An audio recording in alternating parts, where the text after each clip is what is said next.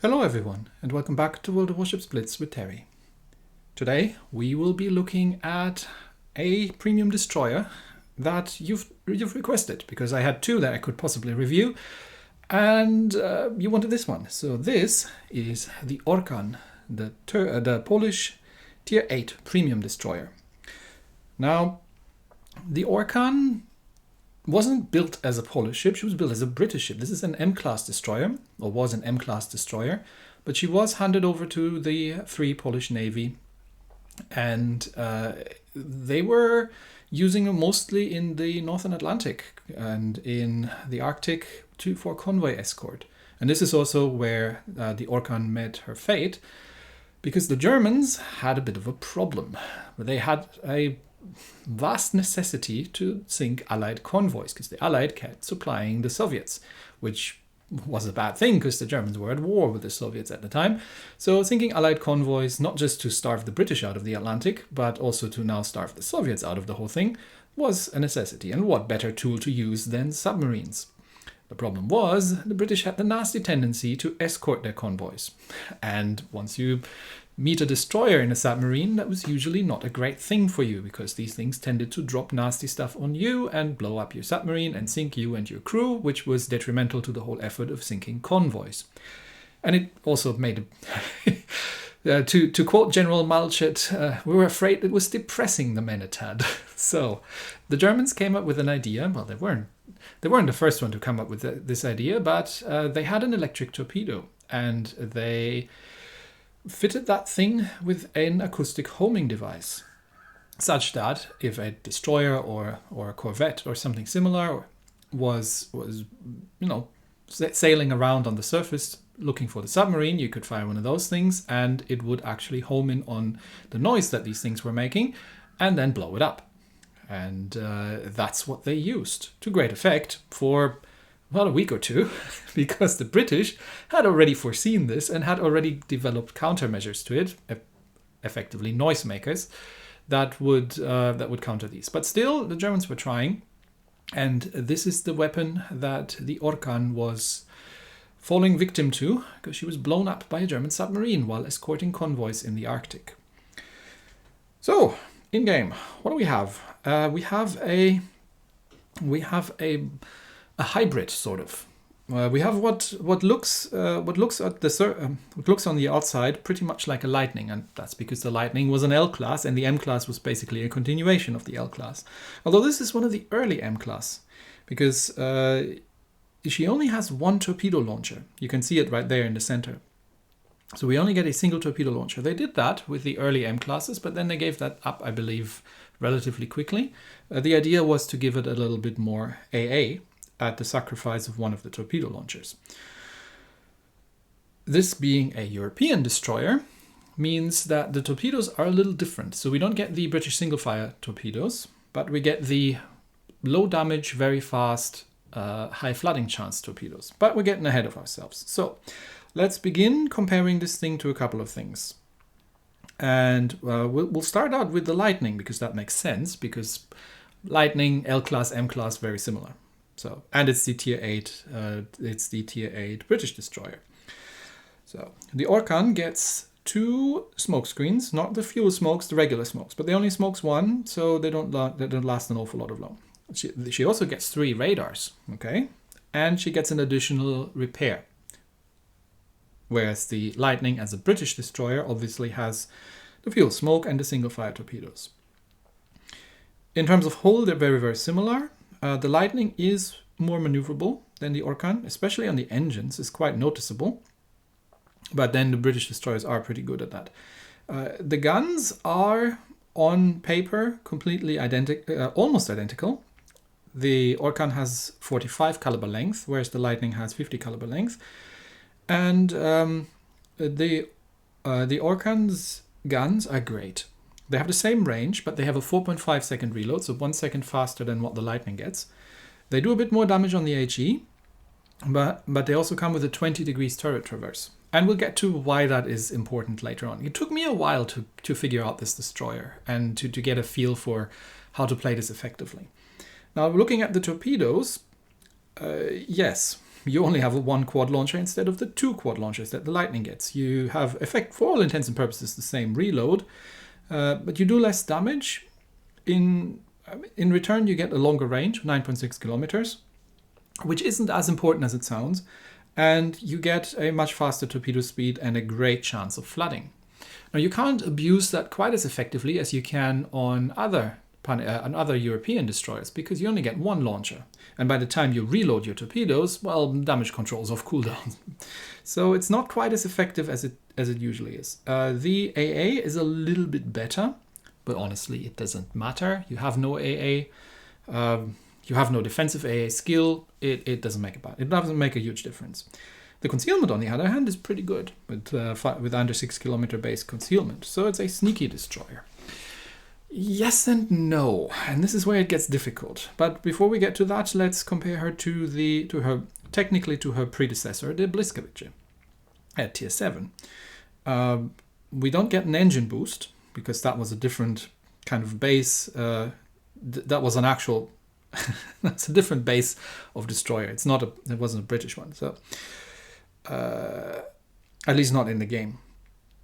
So the guns are better than on the Bliskwa all around, but the torpedoes are technically better as well. But you only get the 1 launcher, whereas on the Bliskwa you had the 2 launches, which were reloading very, very quickly, and the gameplay there was to try and get the permafloods. This is something that you're going to be somewhat struggling with in the Orkan, because you only have 1 torpedo launcher. While it reloads quickly, it doesn't reload quickly enough. Now you could say, well, just set fires first, trigger the Damacon, and then drop the torpedoes. Yes, but if you set fires first, they know you're there, which negates the whole stealth destroyer sort of thing. Also, the Bliskwa doesn't have the greatest concealment. Orkan is better in that regard. Let's have a very quick look lastly at the Öland, the Swedish tier 8 tech tree destroyer, because that's probably the closest you're going to get in terms of European tech tree free destroyers to this thing. You also get the additional heal, you do get the engine boosts, you do get a better radar, and you get the defensive AA, all things that you do not get on the Orkan. The hulls, the Swedes are a bit sturdier, which mostly just achieves that you're gonna get hurt more by cruiser caliber armor piercing. The guns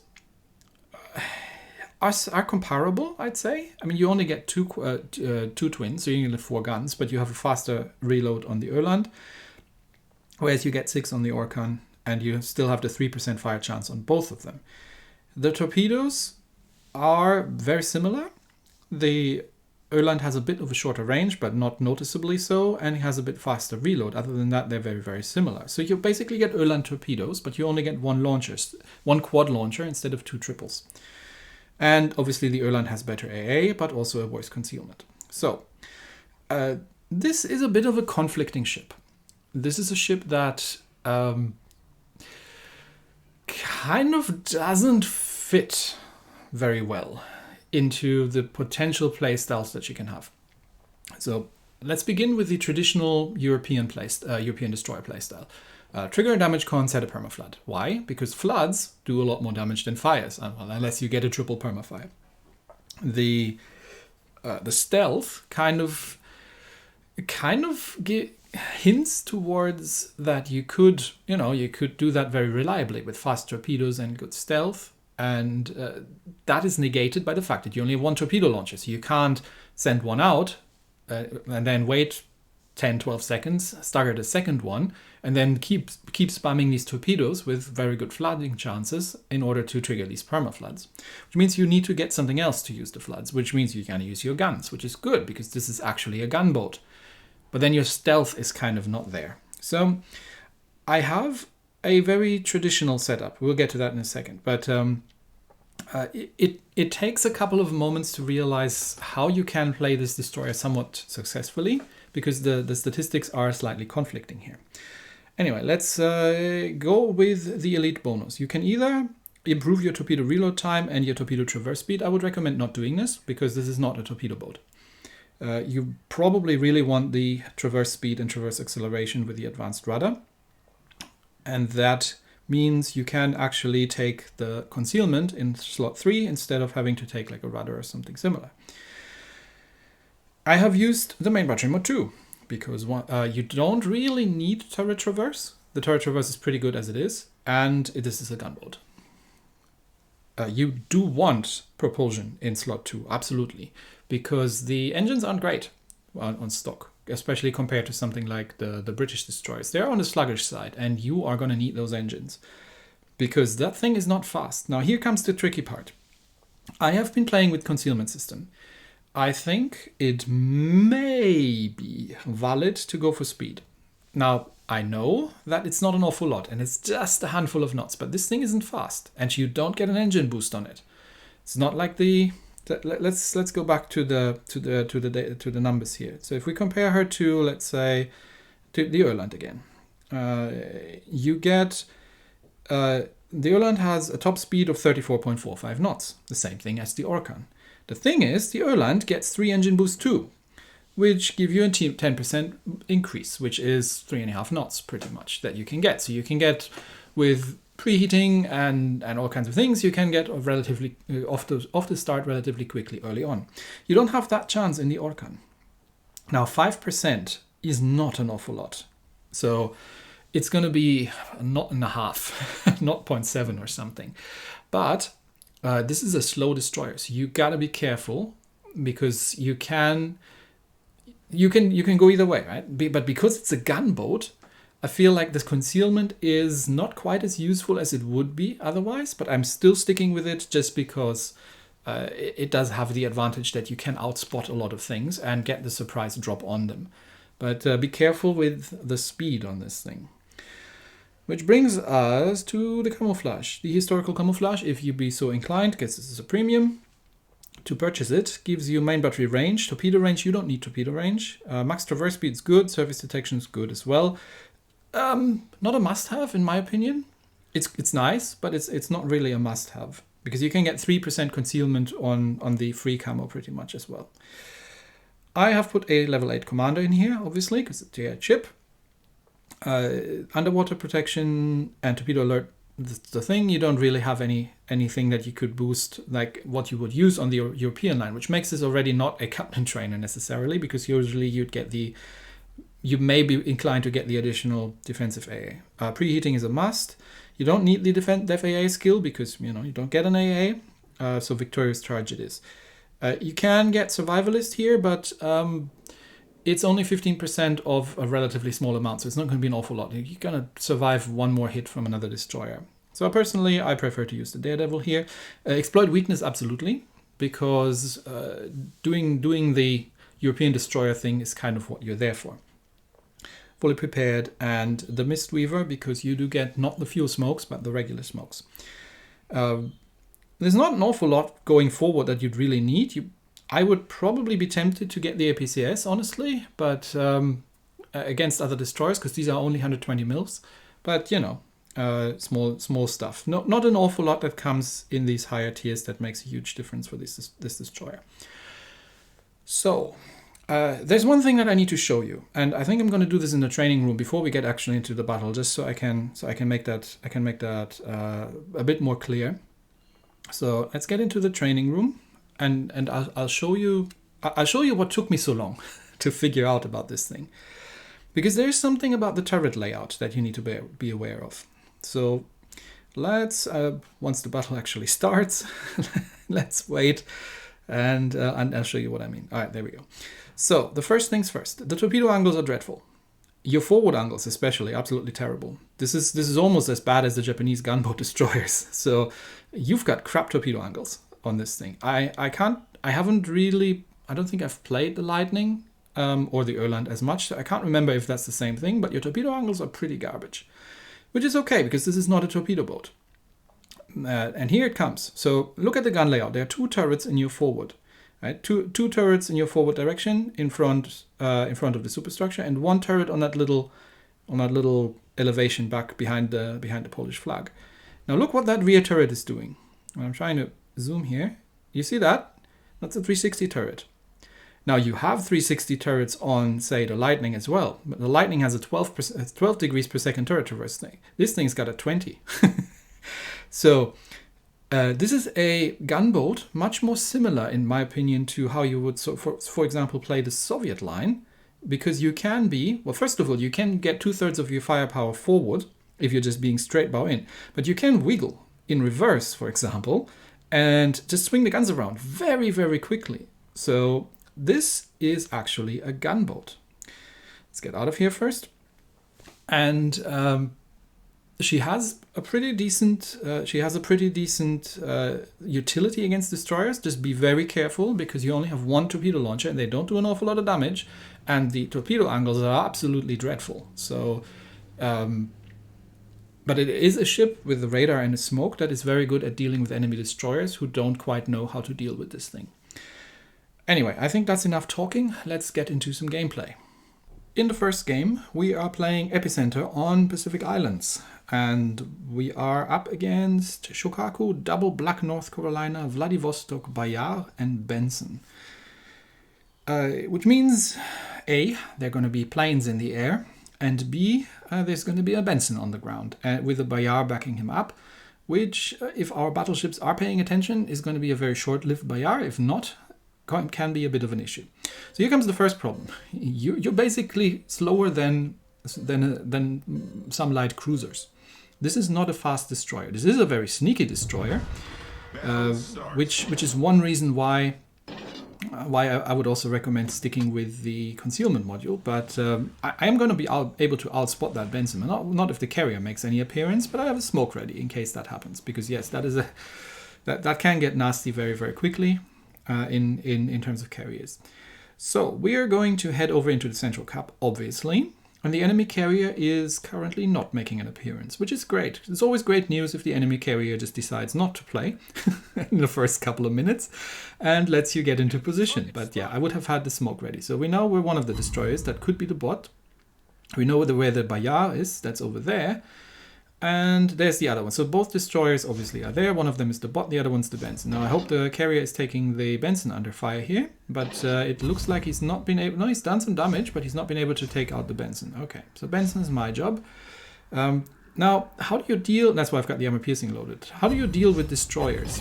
Don't get too close, because you can't use your torpedoes effectively. And the best way of doing it is oftentimes in reverse. So for now, we're just going to dunk some torpedoes in that general direction and then immediately start to take the Benson under fire. Now the Benson has seen that coming because he's not an idiot. So we're going to go in reverse and smoking up just to make sure that the Benson doesn't get the torpedo lock. So the Benson smokes as well, which is fine because I have radar. Now we want to get out of the smoke because the Benson might be dropping torpedoes into that smoke and getting ourselves behind that island. This is a gunboat. Play it as such. Do not rely on your torpedoes, especially when fighting enemy destroyers. They are very fast, but they are not... the angles are just too bad, and they're too easy to dodge for enemy destroyers if they have an idea that they're coming. But you can see, with the assistance of the carrier, that Benson is not having a great time, and that's a good day of Benson. So now we just need to kill that Mayan over here, and then we can grab the center cap. The Bayard is fortunately absent right now, and might be firing at our bot, but is in a dangerous position for me. So once I have actually captured this, I'm gonna have to be careful with that thing. Anyway, we've got most of the enemy team is not interested in capturing, and the enemy carrier is not interested in harassing me, so that's all very welcome. There comes the Vladivostok. Now, we do have to be careful a little bit, once again. But he's not looking my way. The guns are pointing the other direction. But I think he is turning them around. And I don't have the torpedo angles to... And if the Bayard starts taking me under fire. Now I am unspotted right now. I'm not quite sure why. But I am unspotted right now. And I should... Yeah, now I'm spotted. Okay, so I'm not sure if that was a bug there or what was happening. But I can't get the torpedoes on target on the Vladivostok. And who... Excuse me, who told you that you should be firing high explosive at destroyers? I mean, yes, I did, but it doesn't mean that you should be doing it, right? That hurt. So we use your first heal and use it early because But he's coming under carrier fire, and he's now flooding, which is a bummer, because that means I can't flood him anymore, but I can still set him on fire. There comes the Bayar, so I don't want to stick around here, because that thing is blind firing me in the smoke, and he's quite effective at it.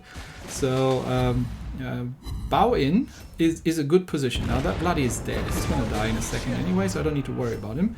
But we are under fire from a Bayar, so if one of my battleships wouldn't mind, you know, like doing something about that thing, that would be greatly appreciated. But I'm gonna get behind that island and try and get myself undetected by getting the island between myself and the Bayar. Unfortunately, that doesn't help because that's, you know, now we are undetected. Okay, so we're undetected. Bayar is coming under air attack. Thank you. By the way, the carrier has been playing a great game.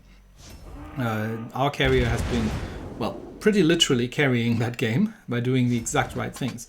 So now Bayar is flooding, he's going to Damacon that, and he's on low hit points, and he's got other problems, so now we're going to start shooting at the Bayar, just so he stops firing at our carrier, because that carrier was doing a great job, and I don't want him to get in any trouble, but I also don't want to get too close. Now don't be tempted to try to get your torpedoes away, because that means you're going to give broadside. If you give broadside to a Bayar, you're not going to give broadside to a Bayar for very long, so just don't do it. Yeah, there he comes again. Fortunately, he's still got the high explosive loaded, otherwise I probably would have hurt a lot more, but Shokaku takes him out. Thank you, Shokaku. Well done. And that leaves, what is that? Black North Carolina almost dead. We can kill that from here. That's not a huge issue. Once again, be careful with giving broadside, but yeah, North Carolina is already dead, so don't have to worry about it. And now it's just the enemy carrier who is fighting a defensive battle against the rest of my team, who has decided that capture circles are not worth capturing, but that's okay. Shokaku and me have got this. And fortunately, the enemy team hasn't focused on the capture circles either, so we're winning this rather decisively. Yeah, very, very well played from that Shokaku. Really the right kind of support where it was needed and the right kind of targeting, so that was good. Yeah, don't assume that you're going to do an awful lot of damage in this boat, because you're not most of the time. This is...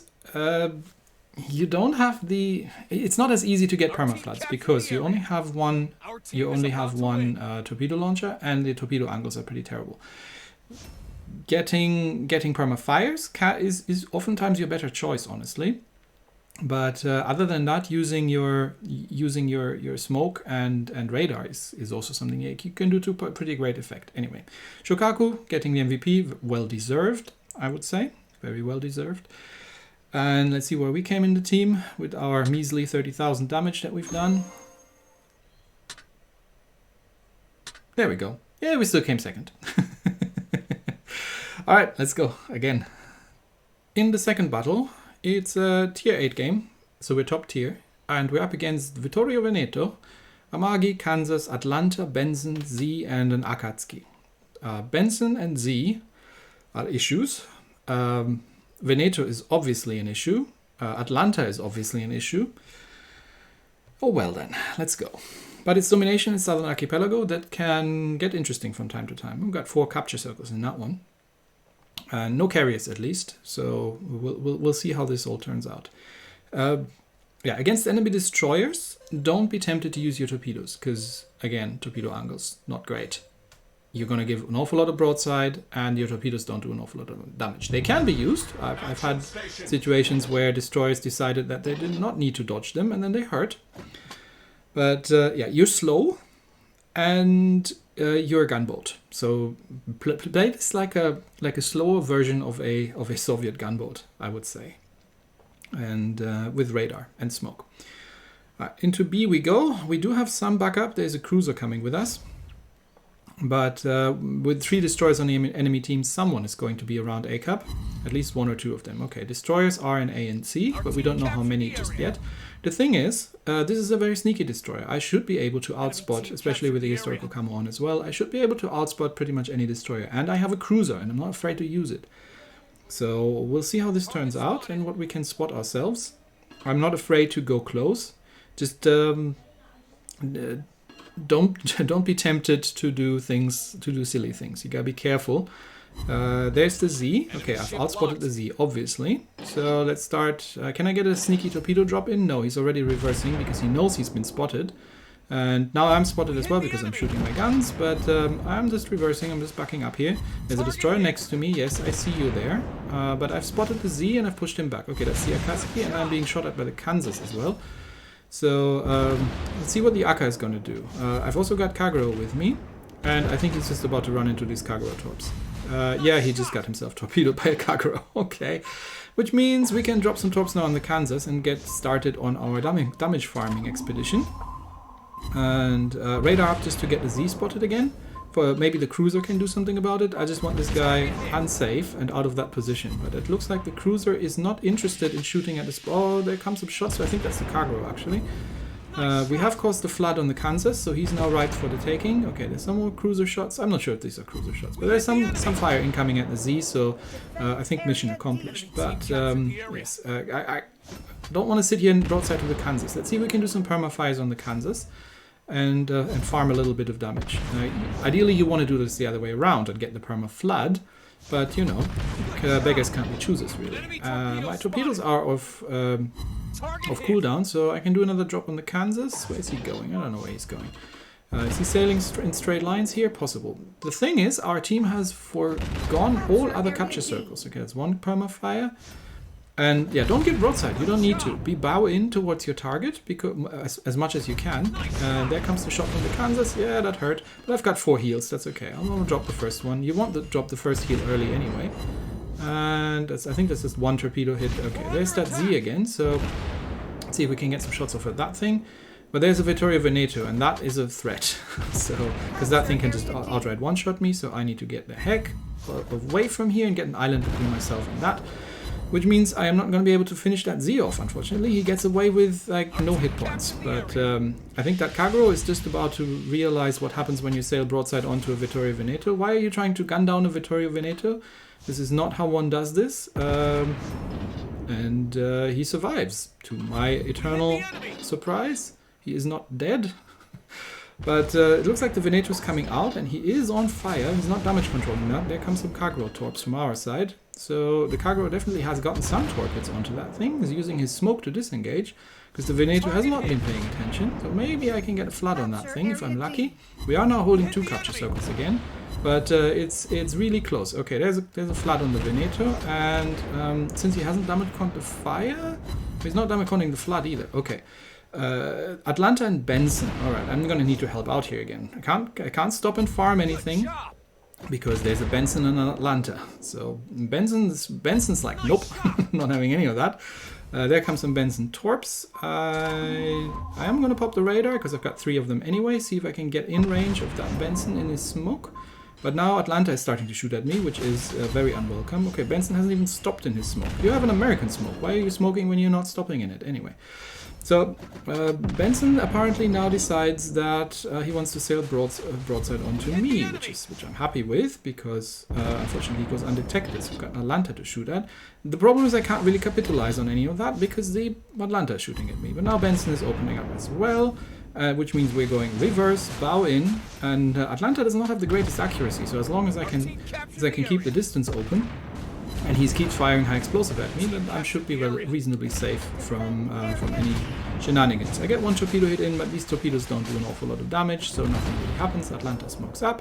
I don't have a radar ready, and I'm honestly not really that interested in the Atlanta. One of our cruisers is on the other side capturing things, which is good because we're behind on points. And there comes the Benson. So Benson has decided he wants to kill me. Now what do you do in that kind of situation? I can't go forward because there's an Atlanta shooting at me. And I can't get the torpedoes on target. Well, I don't need to get the torpedoes on target. All I need to do is put the ship in reverse and wiggle it. because of the turret traverse and the 360 rear turret, I can always get 6 guns on target, pretty much. No matter which side of the ship I'm showing. So in reverse, firing armor piercing, this thing can actually be reasonably dangerous. So, especially at this range where my 120mm armor piercing can get full penetrations on a Benson. So I have taken minimal damage, and that is a very dead Benson. So no, you don't do it like that. You can rush one of these things because they're not very fast and they can't really defend themselves easily with torpedoes. But if you're still gonna have to get there. So. We're still behind on points, and we equal on ships. And we're now holding 3 of the capture circles. So if everybody could still could try to stop dying right now, then that would be much appreciated, because we should be able to take this. I'm going to just drop my torpedoes, because I'm not going to have enough time to do anything else about the Kansas. We should be able to catch up on board. Nah, there we go. Strasbourg has died. Now we're 100 points behind. We've got 30 seconds left. That's not going to be enough, is it? No, it's not going to be enough. And I can't kill the Kansas. If one of that cruiser behind the island maybe could blab the Atlanta. Atlanta might be the target. Battleship's not going to have range. No, they're shooting at the Kansas, are they? Okay, Kansas is on low health, but I can't get to the Kansas, and he has wisely not run into my torpedoes. So I'm just going to entertain myself shooting at the Atlanta, but it's not going to be enough. We would have had to have the kill on the Kansas to make this work. But that is not going to happen, unfortunately. Now the cruiser starts opening up at the Atlanta, but it's too late. And well played. Well played, that Kansas. It's just not been enough. Well played, that Kansas, that he didn't run into my torpedoes and was aware of the threat and did not get himself killed there. And that saved them the game. But still, it's been a good game, and I enjoyed it. And you can definitely do some damage with the permafloods if you can get them. But that, in my opinion, is not the primary purpose of this ship. Primarily, this is a gunboat. It works to a degree against destroyers, but you gotta be real careful not to get rushed, because you don't have the speed to get away from them. And you gotta use the guns to great effect. So a bit of a weird ship to play, and you need to kind of figure out how to play it. Not the biggest damage dealer in the world, but it's an interesting ship, and it can be quite fun to play, but you can also have games where you just can't get anything done. So that's pretty much the Orkan, the Tier 8 Premium Polish destroyer. And that's it from me today. Thanks everybody, and I'll see you next time. Bye bye.